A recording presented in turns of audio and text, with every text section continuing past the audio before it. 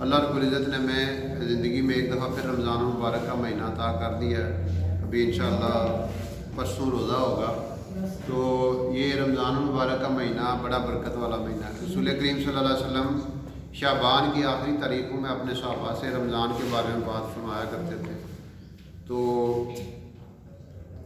آج ہم بھی اس سنت کو زندہ کر رہے ہیں۔ آپ کو یہ رمضان کے حوالے سے باتیں بتائیں گے انشاءاللہ۔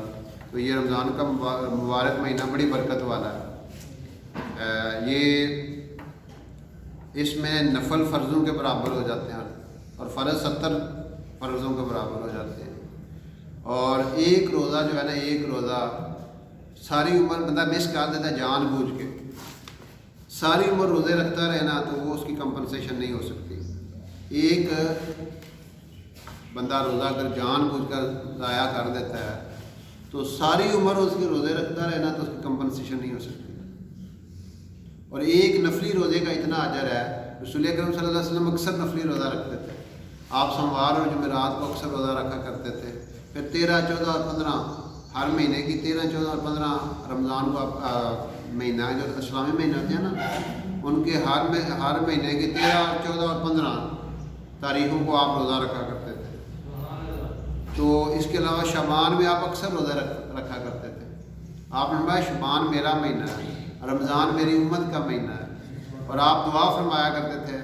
رجب میں ہی دعا مانگنا شروع کر دیتے تھے، اللہم بارک لنا فی رجب و شعبان و بلغنا رمضان، کہ اے اللہ ہمارے رجب اور شعبان میں برکت دے اور ہمیں رمضان تک پہنچا دے۔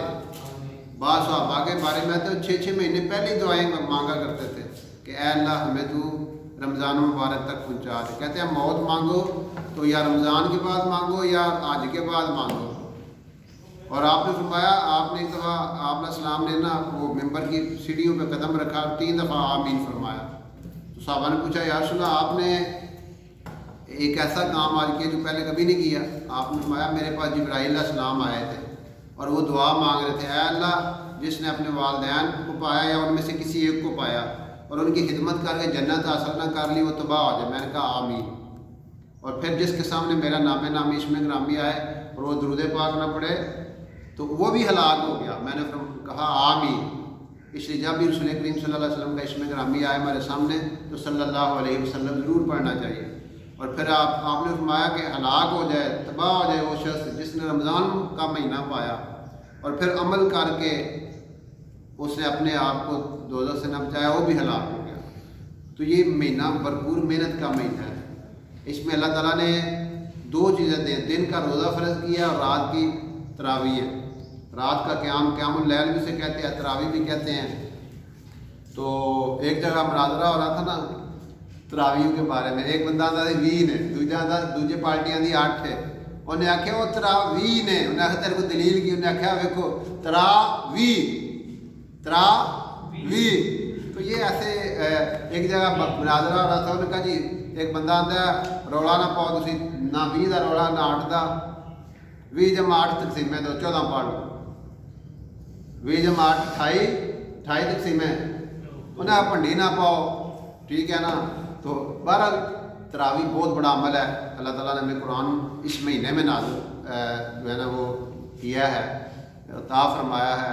ساری آسمانی کتابیں اس مہینے میں آئیں، ساری آسمانی کتابیں۔ اور رمضان المبارک میں 27 رمضان کو جو ہے نا وہ اللہ تعالیٰ نے انا انزلناہ فی لیلۃ القدر، ہم نے اس قرآن کو لیلۃ القدر میں نازل کیا ہے، تو اس لیے اس میں رات ایک تراویح کے سجدے پہ 1500 نیکیاں ہیں، تراویح کے ایک سجدے پہ 1500 نیکیاں ہیں۔ اور پھر ایک سجدے پہ جو محل ملے گا نا جنت میں 60,000 اس کے دروازے ہوں گے۔ اب آپ اندازہ کہ پاکستان میں ایک گھر بنانے کے لیے انسان ساری زندگی لگا لیتا ہے، ساری زندگی اس کی لگ جاتی ہے، پھر کہیں جا کے ایک مکان بنتا ہے، وہ بھی 100 کا نہیں بنتا، 5-10 مرلے مکان بنتا ہے، اور وہاں پہ ایک سجدے پہ ایک مال۔ اب جب بندے کو یہ پتہ ہوگا، یہ یقین ہوگا، پھر وہ تراویح چھوڑے گا؟ وہ یہ نہیں آخر لے کو جی کھلونا پہنتا ہے، گھنٹہ کھلونا پہنتا ہے، سمجھ ہوتی کوئی نہیں، یہ ہے وہ ہے۔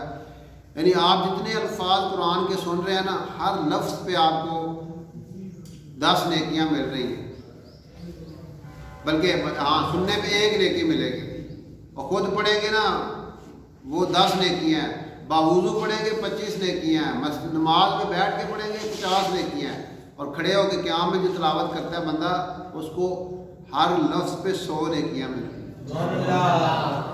تو اس لیے پھر بندہ اس چکر میں نہیں پڑے گا، کیونکہ ہم تو اللہ تعالیٰ نے ہمیں بھیجا ہی اپنی عبادت کے لیے۔